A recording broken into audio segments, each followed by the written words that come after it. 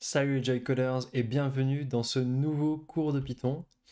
Aujourd'hui, tu vas apprendre à utiliser des fonctions en Python. Les fonctions, tu vas voir, ça peut servir à énormément de choses, à séparer ton programme en petits morceaux, à éviter de te répéter. Et donc, sans plus attendre, on va aller droit au but. Alors, les fonctions en Python. Donc, pour rappel, ça fait partie d'un cursus plus grand. Donc, on est au troisième cours, donc cours 3 sur 5 sur les fonctions. On a déjà vu dans les deux cours précédents que je t'invite à aller voir et qui vont s'afficher en haut si tu ne l'as pas déjà fait, comment utiliser les variables, donc les boucles et les conditions, mais également aussi comment utiliser les listes. Et ensuite, juste après ce cours-là, on va voir comment utiliser des dictionnaires et ensuite écrire un programme complet. Mais tu verras déjà qu'à la fin de ce cours-là, on pourra écrire un petit programme ensemble. Petit rappel également, si tu veux pouvoir suivre le cours en temps réel, donc bien sûr tu peux installer Python sur ton poste, je t'explique là-haut comment faire, mais si tu ne veux pas installer Python sur ton poste et que tu veux juste pouvoir suivre depuis un navigateur, c'est possible, et tu n'as juste qu'à te rendre sur onlinepython.com ou sur ripple.it, donc OnlinePython te permet directement de coder en Python, ripple.it te permettra de faire des choses un peu plus avancées, de sauvegarder ton code, mais il te faudra utiliser un compte. C'est parti pour le sujet principal d'aujourd'hui, les fonctions en Python. Alors, qu'est-ce que c'est qu'une fonction en Python? Ça peut être difficile à exprimer, mais globalement, une fonction, c'est un morceau de code qu'on peut appeler en une ligne pour éviter de se répéter. Donc, c'est-à-dire que tu vas écrire un morceau de code et tu vas dire ce morceau de code-là, je l'ai écrit une seule fois, et maintenant je peux l'appeler où je veux, quand je veux. Et on peut aussi le voir d'une autre manière, c'est qu'on peut dire que c'est une boîte qui prend en entrée des arguments. Donc les arguments, c'est ce qui rentre dans la boîte. Et ressort un résultat. Donc le résultat, c'est la sortie de la fonction. Pour prendre un exemple très simple, si on veut faire un cocktail, on a besoin d'ingrédients. Donc ça va être les arguments ici, ingrédients, arguments, tu peux retenir ça. Et la sortie, ça va être le cocktail. Donc si j'écris la fonction faire un cocktail, je peux lui donner en argument le gin et le Schweppes. Et en sortie, elle va me sortir un gin tonic. C'est aussi simple que ça.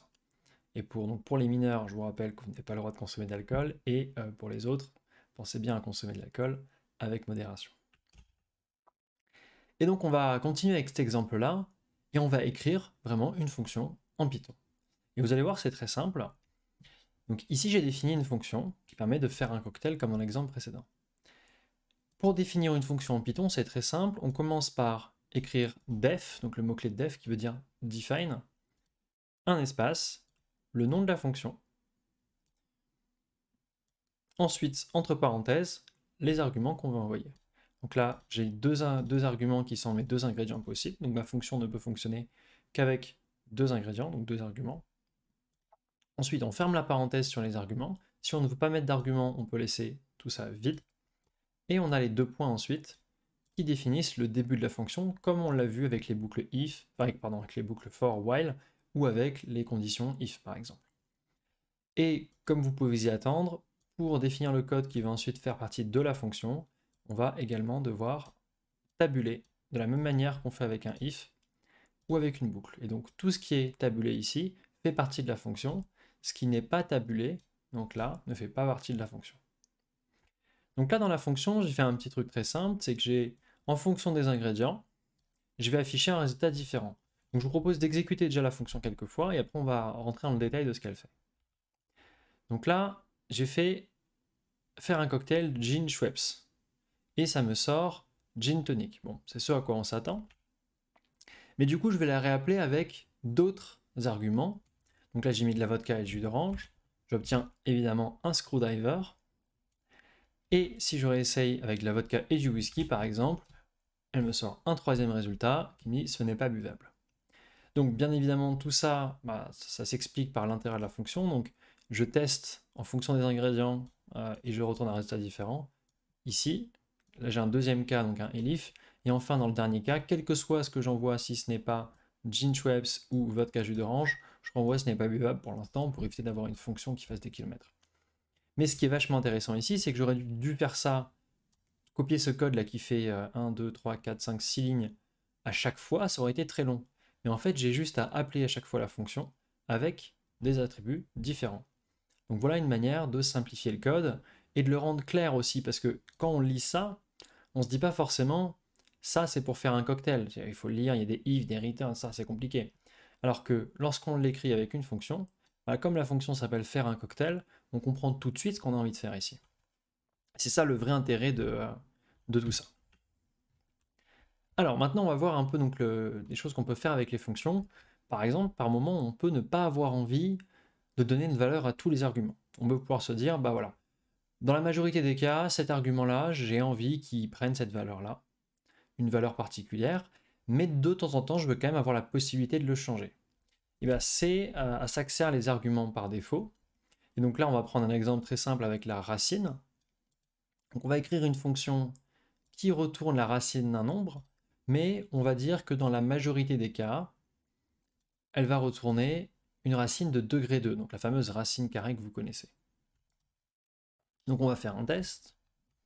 Et donc là, quand on prend racine de 9 en n'envoyant que un seul argument, c'est-à-dire le nombre, on obtient bien 3. Donc ce à quoi on s'attend, pourquoi? Parce que 3 fois 3 égale 9, donc c'est bien 3 est bien la racine carrée de 9. Donc jusque-là, rien de choquant. Maintenant, ce qu'on voit en fait, c'est qu'on peut quand même préciser, si on le souhaite, l'argument. Alors là, j'ai choisi de l'indiquer comme ça, j'aurais pu ne pas le mettre. Mais donc là, on va calculer une racine de degré 3, et donc on pratique la racine cubique du coup de 27, et on obtient également 3. Pourquoi? Parce que 3 fois 3 fois 3 fait bien 27. Donc ça, c'est une manière un peu plus flexible d'afficher les choses, et donc on peut aussi préciser le nom des deux arguments qu'on appelle une fonction. Ça, c'est assez intéressant, notamment lorsqu'au lieu d'envoyer des variables en argument, on envoie un nombre. Bah, je ne sais pas forcément ce que ça représente 27. Et là, du coup, le fait de préciser ici nombre égale 27, donc ça vient dire, ok, 27 c'est censé être un nombre, et ça c'est le degré de la racine. Et donc là, naturellement, on dit calculer la racine du nombre 27 de degré 3. Donc la racine de degré 3 du nombre 27. Donc c'est très vite très clair, le fait d'utiliser les noms des arguments comme ça. Et vous voyez que ça marche tout aussi bien. En revanche, on ne peut pas faire n'importe quoi. Typiquement, là, si je veux faire racine de nombre égale 27,3, là ça ne marchera pas. Si je fais racine de 27,3, ça va fonctionner, il n'y a pas de souci. Mais je n'ai pas le droit ici de mettre un argument qu'on appelle nommé, c'est-à-dire on donne le nom de l'argument avant, et d'avoir l'autre derrière qui n'est pas nommé. Par contre, si je mets degré ensuite, bien sûr, comme tout à l'heure, j'ai le droit de le faire. Donc à partir du moment où vous commencez à mettre un argument nommé, il faut juste que tous les arguments suivants soient nommés. Donc c'est une petite règle de Python, il faut s'y faire. Un argument qui n'est pas nommé, il s'appelle argument positionné. Voilà, positional argument en anglais. Donc c'est juste un petit truc à savoir. Vous pouvez avoir cette erreur-là. Si vous ne le faites pas, ne vous inquiétez pas. Voilà, cette fameuse erreur, syntax error, positional argument follows keyword argument. Ça ne veut pas dire grand-chose quand on ne comprend pas. Mais en fait, positional argument, c'est argument positionné. Et keyword argument, c'est argument nommé. Parce que mot keyword, ça veut dire mot-clé en anglais.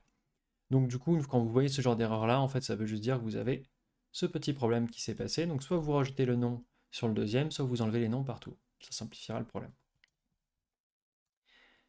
Alors, et c'est pareil d'ailleurs dans la définition des fonctions. Donc si j'essaie de définir une fonction de la même manière, eh ben, on va avoir le même problème. Là, l'erreur de syntaxe change un peu. On parle de non-default argument et de default argument, mais c'est exactement l'équivalent. Non-default, donc c'est du coup l'équivalent du positional, c'est un argument pour lequel on ne donne pas de valeur par défaut. Et le default argument, c'est un argument pour lequel on donne une valeur par défaut, comme on l'a vu dans la fonction juste avant.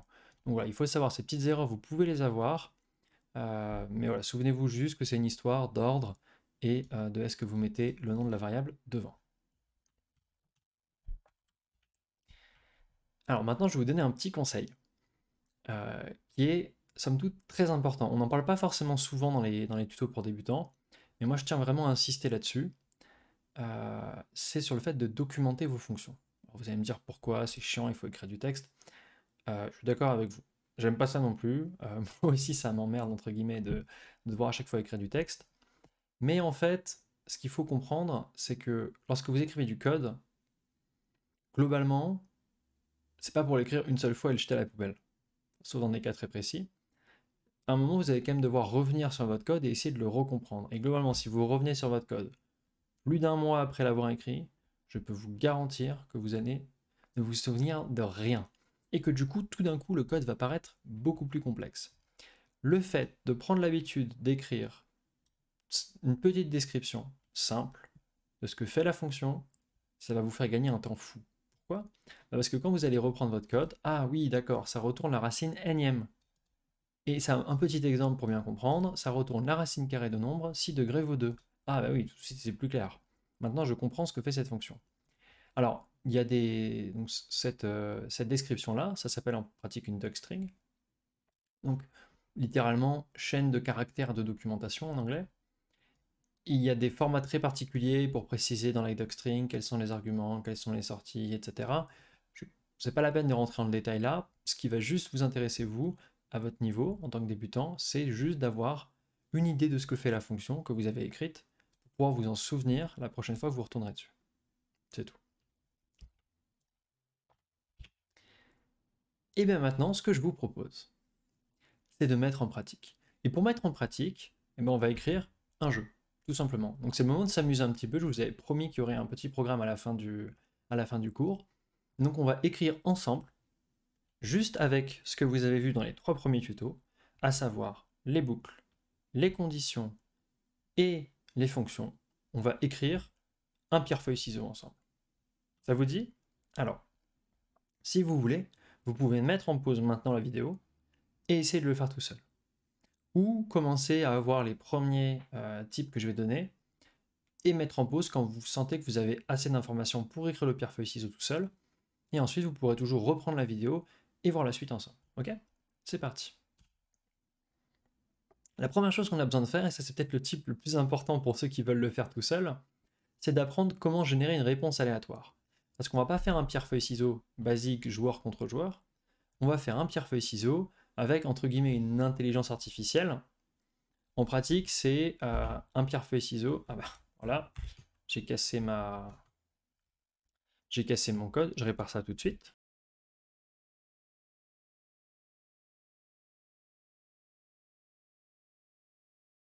Hop, voilà de retour avec la cellule de code réparée. Et je vais avoir besoin de ça quand même. Voilà. Donc, comment est-ce qu'on fait pour générer une réponse aléatoire? Donc là, le but, ce que je disais, c'est de faire une sorte d'intelligence artificielle. En pratique, ce sera juste un joueur ordinateur qui va jouer de manière aléatoire. Mais donc, du coup, on a quand même besoin d'être capable de générer une réponse aléatoire. Et pour ce faire, c'est très simple. On va d'abord importer. Alors, je vous demande de pas de comprendre tout ça pour l'instant. Là, ça parle des imports. Ce sont des choses qu'on verra un peu plus tard. Mais donc, tapez ça sans forcément comprendre pour l'instant ce que vous faites. Import random, random.seed, donc ça c'est juste pour initialiser le module de random. Donc importer le module qui permet de faire de l'aléatoire et ensuite l'initialiser. Et ensuite, par contre, là, on est dans quelque chose que vous savez faire puisqu'il s'agit juste de créer une fonction. Donc on va créer une fonction qu'on va appeler réponse aléatoire. Okay, elle ne prend pas d'argument. Forcément, puisque c'est un truc aléatoire, donc on n'a pas envie de lui donner d'entrée pour l'instant. Là, je documente pour expliquer ce que fait ma fonction. Donc elle répond pierre, feuille ou ciseau de manière aléatoire, tout simplement. Je mets dans une liste, du coup, tuto sur les listes importants, pierre, feuille et ciseaux qui sont les réponses possibles. Et ensuite, j'utilise une fonction du module random, donc c'est pour ça qu'il est précédé par random.choice qui veut dire choix, choix aléatoire ici. Donc random.choice, choix aléatoire dans réponse. Et ce que ça va faire, c'est que ça va choisir aléatoirement un élément de cette liste. C'est aussi simple que ça. Vous voyez, en 2 lignes, on arrive à faire quelque chose d'assez simple. Donc maintenant que j'ai défini la fonction, vous voyez que j'ai exécuté la cellule, mais ça a juste défini la fonction, ça n'a rien fait. Maintenant, je vais l'exécuter une première fois. Et là, vous voyez que j'obtiens pierre. Si je la réexécute une deuxième fois, j'obtiens ciseaux, feuille, ciseaux, pierre, pierre. Vous voyez que c'est aléatoire. Donc on ne sait pas ce qui va sortir, et à chaque fois que j'appelle la fonction, j'ai un résultat différent. C'est exactement ce que je voulais avoir. Donc on va pouvoir passer à la fonction suivante. Maintenant qu'on a réussi à faire une réponse aléatoire à l'ordinateur, il faut quand même être capable d'obtenir une réponse réelle, cette fois-ci, du joueur. Et bien c'est ce qu'on va faire. Donc là, pareil, on définit une petite fonction réponse au joueur, réponse du joueur, qui ne va pas prendre d'argument là encore. On documente, comme toujours. On initialise la réponse à une réponse vide. Et ensuite, on fait une petite boucle sympathique qui utilise aussi les listes. Donc là, on dit while réponse. Donc tant que réponse not in n'est pas dans cette liste-là. Donc en gros, ce que ça veut dire, c'est tant que réponse est différent de pierre, différent de feuille et différent de ciseaux. En gros, tant que la réponse ne vaut pas un des éléments de la liste. C'est ça que veut dire in. Et là, en l'occurrence, c'est not in, donc tant qu'il n'est pas dans la liste. Alors, donc à chaque fois que réponse n'est pas dans la liste, et comme il commence à vide, ça fonctionne, on va au moins passer une fois dans la boucle. Je dis que réponse sera le résultat de l'input. Donc là, ensuite, j'écris une phrase qui va être affichée à l'utilisateur, et le résultat de ce que l'utilisateur va taper va arriver dans réponse. Et dès que réponse, du coup, va être un des trois, je retourne réponse. Donc essayons ça. J'exécute la fonction, bien évidemment, ça ne fait que la définir, donc il ne se passe rien. Ensuite, il faut que je l'appelle. Et là, lorsque je l'appelle, il va me proposer de choisir entre pierre, feuille et ciseaux. Donc au début, je peux dire je ne comprends pas, donc j'envoie quelque chose qui n'est pas du tout dans la liste, et donc du coup, il va me redemander. Si par contre ici, je fais pierre, il m'affiche pierre, il a bien compris que j'avais tapé une réponse qui était une bonne réponse, et il l'a retournée. C'est là l'output. Donc ça va fonctionner, on a maintenant une fonction qui permet de demander au joueur, en l'occurrence c'était moi, de taper une réponse entre pierre, feuille et ciseaux, et de ne ressortir que lorsque le joueur l'a fait. Alors, maintenant qu'on a ça, c'est simple. On a la capacité pour l'ordinateur de donner des réponses, la capacité pour notre joueur de donner des réponses. Donc il ne manque plus qu'à faire un truc, c'est confronter les deux. Et donc c'est ce qu'on va faire. Alors maintenant, il faut quand même se souvenir des règles du pierre-feuille-ciseau, parce que si on doit implémenter un jeu, il va falloir implémenter les règles correctement. Bon, la première règle, c'est que si les deux réponses sont les mêmes, il y a match nul. C'est simple, mais il ne faut pas l'oublier. Si Pierre donc, se retrouve contre un ciseau, il gagne. Donc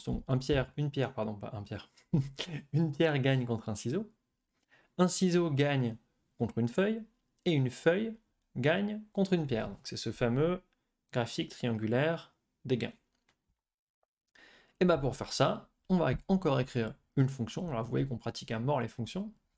Et donc on va écrire une fonction trouver gagnant, qui cette fois-ci va prendre des arguments. Pourquoi? Parce qu'il va falloir comparer deux réponses. Et donc pour pouvoir comparer deux réponses, il faut les avoir, ces réponses. Donc du coup, on va comparer la réponse du joueur et la réponse de l'ordinateur. Okay. Ça, c'est nos arguments. On n'a pas besoin de les connaître pour l'instant. On peut quand même écrire la fonction. On documente, toujours documenter, et on commence par traiter le cas nul. Alors, lorsque je mets une dièse comme ça, c'est un commentaire. Vous pouvez mettre des commentaires partout, dans le code, même pas que dans les fonctions. Ça vous permet de rajouter une petite indication qui n'est pas une documentation de fonction sur ce que vous êtes en train de faire.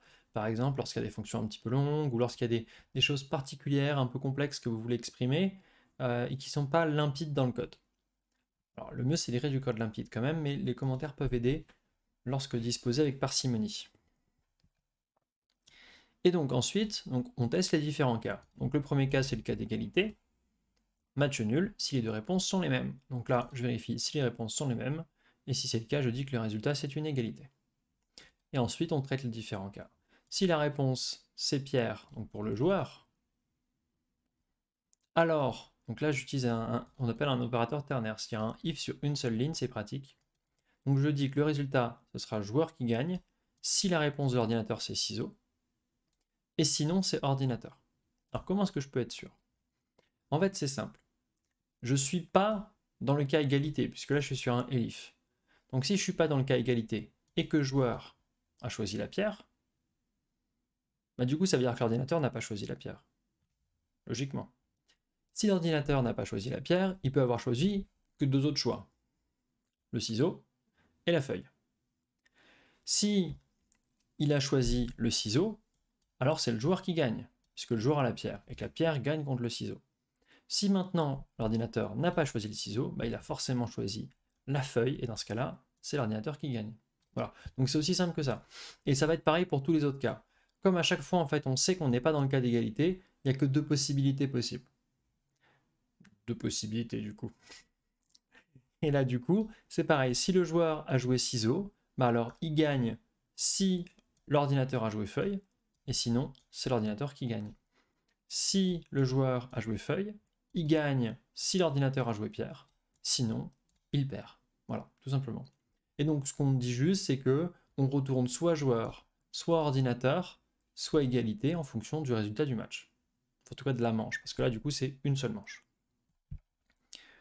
Hop là, attention, ne cassons pas notre fonction. On exécute ça, on fait entrer, donc on va voir un petit peu si notre fonction fonctionne. Ça, je vous conseille de toujours le faire lorsque vous écrivez une fonction. Écrivez ensuite quelques lignes de code en dessous pour vérifier que la fonction fait bien ce que vous voulez qu'elle fasse, ce qui n'est pas garanti. Souvent la première fois, même moi le premier, chaque fois que j'écris une fonction, la première fois elle fait pas ce qu'elle doit faire, et j'écris quelque chose, je me fais ah mince, là j'ai oublié ça, là ça j'ai pas bien fait, là ça j'ai mal écrit. C'est normal, faut pas s'énerver, ça arrive à tout le monde, même aux développeurs expérimentés, je vous rassure. Donc là, on essaie de trouver le gagnant entre la pierre, donc le joueur, et le ciseau joué par l'ordinateur, hein. Donc là on voit que le joueur gagne. Est-ce que Pierre gagne contre ciseaux? Oui. Donc c'est bon. On passe à la suivante. Premier test successful. Allez.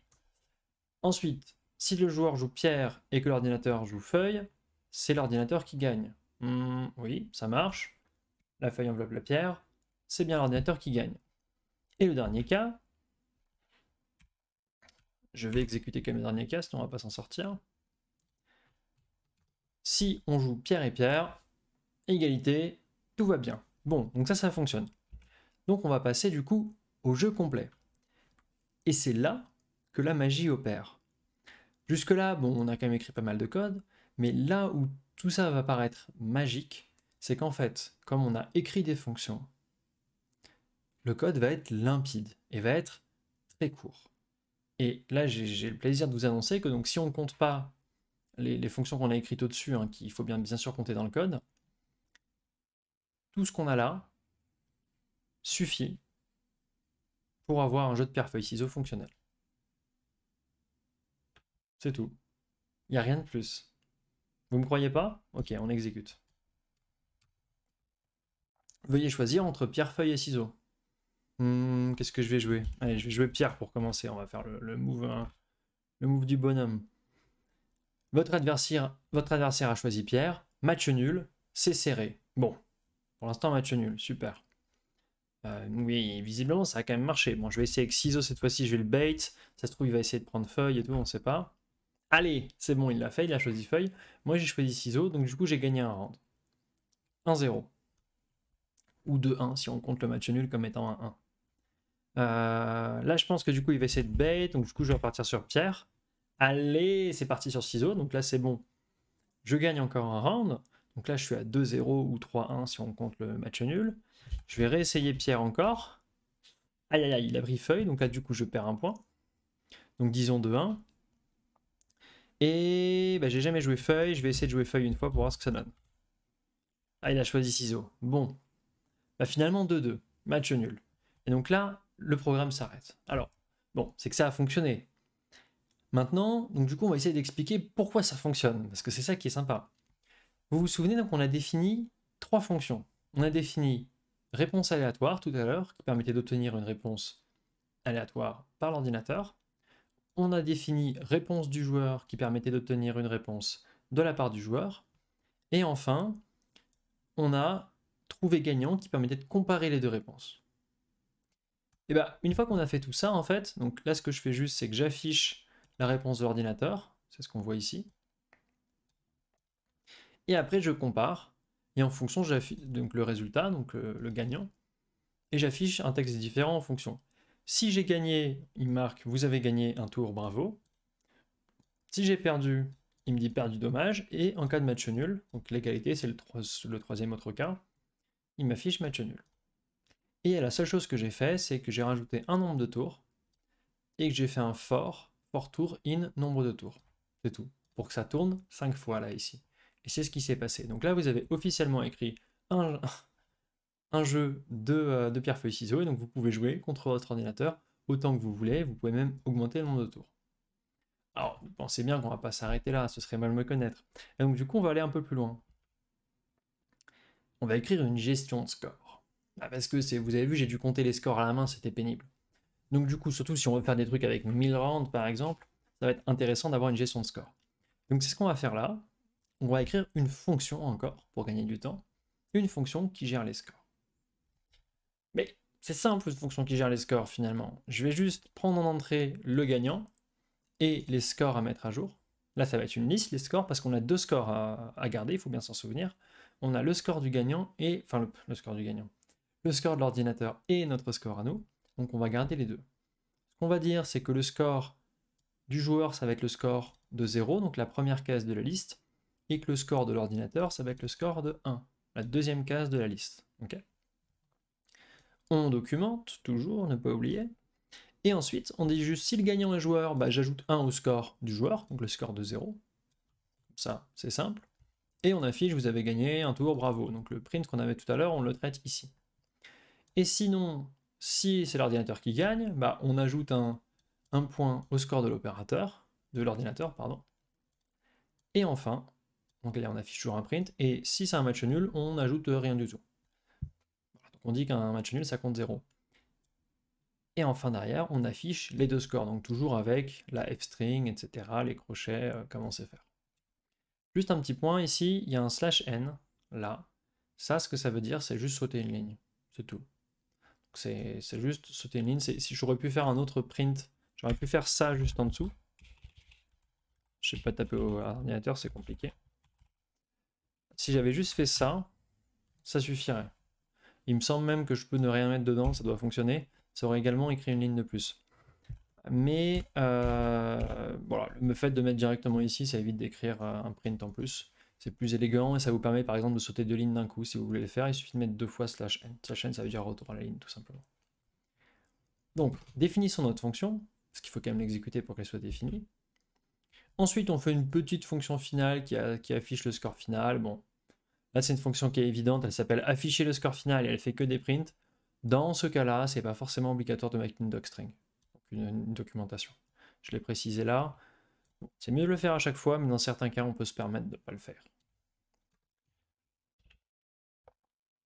Et enfin, alors vous voyez qu'en plus, ça a réduit le nombre de lignes, parce que comme la gestion de l'affichage des scores gérait aussi le fait d'afficher si on a gagné ou perdu, bah finalement, on a encore moins de lignes. On a juste 5 lignes qui s'exécutent dans une boucle. Et ça, c'est un jeu de pierre-feuille-ciseaux avec gestion des scores automatiques. C'est pas beau ça? Ça, c'est de la programmation.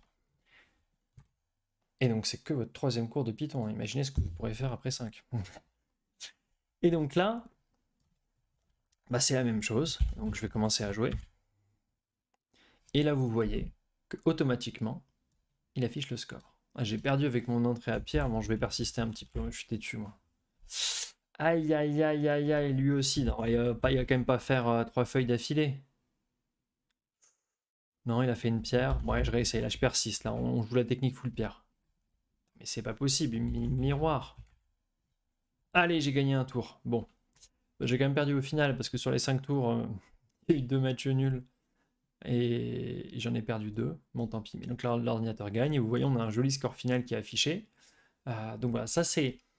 Voilà ce qu'on peut faire en quelques temps avec juste des fonctions, quelques informations, quelques techniques sur les boucles et sur les listes. Et ça y est, vous savez déjà faire un pierre-feuille-ciseau avec une intelligence artificielle, enfin avec un ordinateur qui joue contre vous, quoi. Et une gestion des scores, donc tout va bien. Et du coup, avant de clôturer la vidéo, je vous propose quelques petites pistes que vous pouvez essayer pour vous entraîner, et donc commencer à jouer un peu avec Python par vous-même. Vous pouvez essayer par exemple d'avoir un nombre de tours, au lieu d'avoir un nombre de tours qui soit fixe, d'implémenter une fonctionnalité, par exemple, premier à x, donc premier à 5, premier à 10, premier à 3, etc. Donc pour que le nombre de tours ne soit pas fixe. Donc ça change un petit peu la condition dans la boucle, mais c'est une manière de vous entraîner aussi.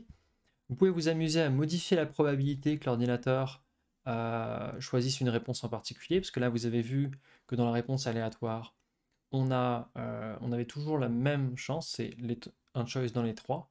Et donc si en fait vous rajoutez d'autres possibilités, par exemple si vous mettez 2 pierres, une feuille et un ciseau, vous allez pouvoir jouer comme ça avec la probabilité, puisqu'il y aura plus de chances de tomber sur pierre. Donc vous pouvez faire ça, ou vous pouvez utiliser d'autres fonctions du module random.